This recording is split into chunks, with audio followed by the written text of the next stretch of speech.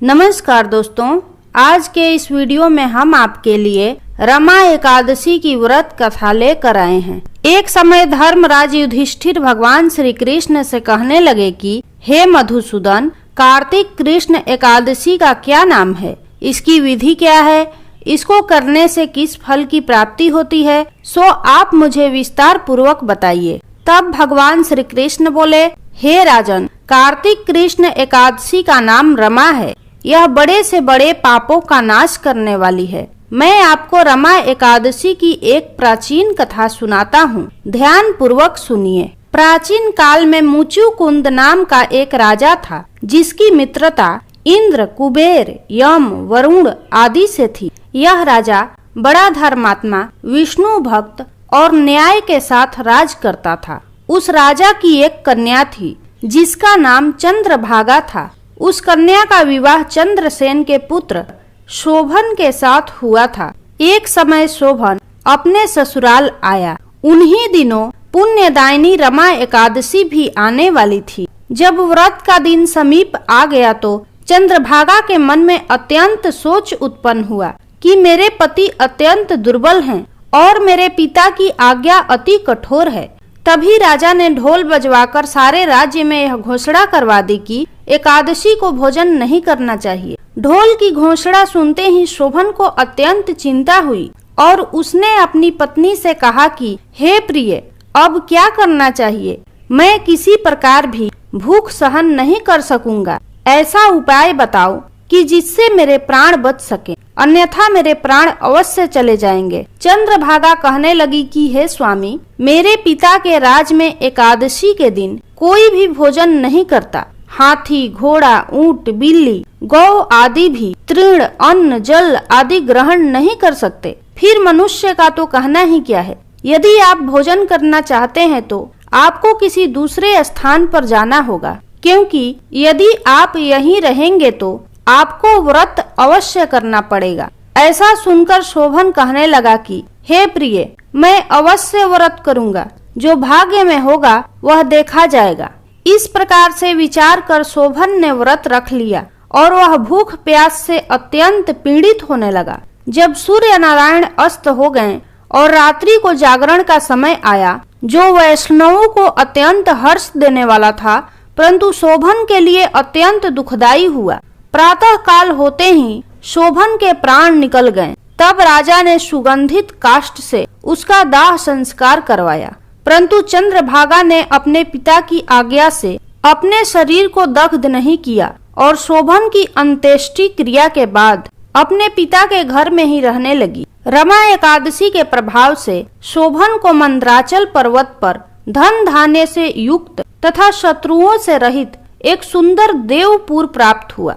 एक समय मुचुकुंद नगर में रहने वाले एक सोम शर्मा नामक ब्राह्मण तीर्थ यात्रा करते हुए उधर जा पहुँचे और उन्होंने शोभन को पहचान लिया और शोभन से पूछा कि हे राजन, हमें आश्चर्य हो रहा है, आप अपना वृतांत कहिए कि ऐसा सुंदर नगर जो न कभी देखा न सुना, आपको कैसे प्राप्त हुआ?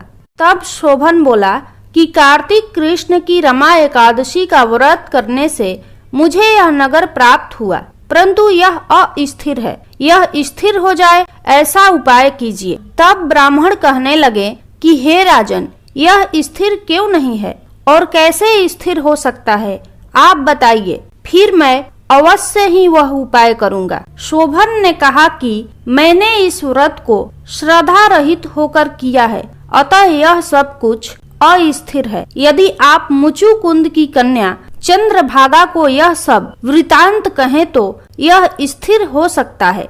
ऐसा सुनकर उस श्रेष्ठ ब्राह्मण ने अपने नगर लौटकर चंद्रभागा से सब वृतांत कह सुनाया। ब्राह्मण के वचन सुनकर चंद्रभागा बड़ी प्रसन्नता से ब्राह्मण से कहने लगी कि हे ब्राह्मण, ये सब बातें आपने प्रत्यक्ष देखी है या स्वप्न की बातें कर रहे हैं? तब ब्राह्मण कहने लगे कि हे पुत्री, मैंने महावन में तुम्हारे पति को प्रत्यक्ष देखा है, साथ ही किसी से विजय न हो ऐसा देवताओं के नगर के समान उनका नगर भी देखा है। उन्होंने यह भी कहा कि यह स्थिर नहीं है, जिस प्रकार वह स्थिर रह सके सो उपाय करना चाहिए। चंद्रभागा कहने लगी, हे विप्र, आप मुझे वहाँ ले चलो। मुझे पतिदेव के दर्शन की तीव्र लालसा है। मैं अपने किए हुए पुण्य से उस नगर को स्थिर बना दूंगी। आप ऐसा कार्य कीजिए जिससे उनका हमारा संयोग हो, क्योंकि वियोगी को मिला देना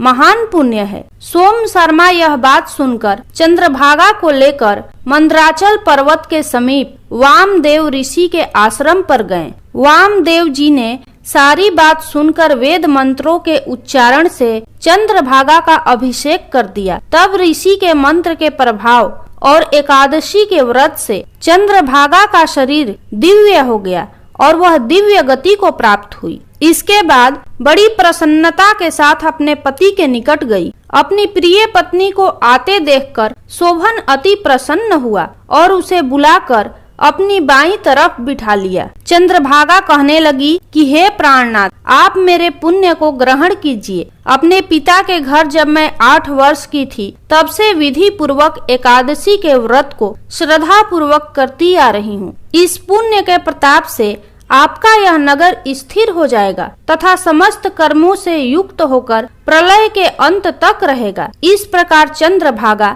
दिव्य आभूषणों और वस्त्रों से सुसज्जित होकर अपने पति के साथ आनंद पूर्वक रहने लगी। कथा का समापन करते हुए भगवान श्री कृष्ण बोले, हे युधिष्ठिर महाराज, जो व्यक्ति रमा एकादशी की व्रत कथा का श्रवण करता है वो सभी पाप कर्मों से मुक्त होता है और उसे भगवान श्री हरि विष्णु के परम धाम वैकुंठ की प्राप्ति होती है। इसलिए अति पुण्यदायी रमा एकादशी का पालन प्रत्येक व्यक्ति को अवश्य करना चाहिए। यदि आपको यह कथा पसंद आई हो तो कमेंट बॉक्स में श्री विष्णु भगवान की जय जरूर लिखें।